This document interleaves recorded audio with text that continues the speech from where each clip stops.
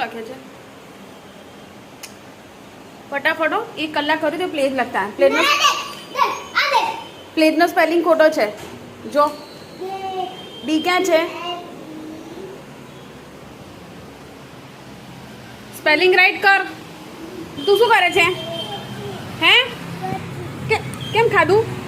આ કર માટી ખાય છે હે આ કર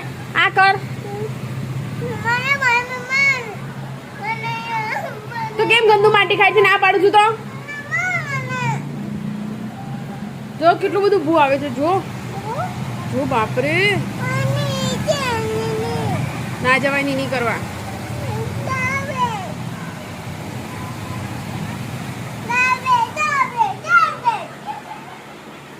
કપડાં વાળવાના પડે છે હજુ મારે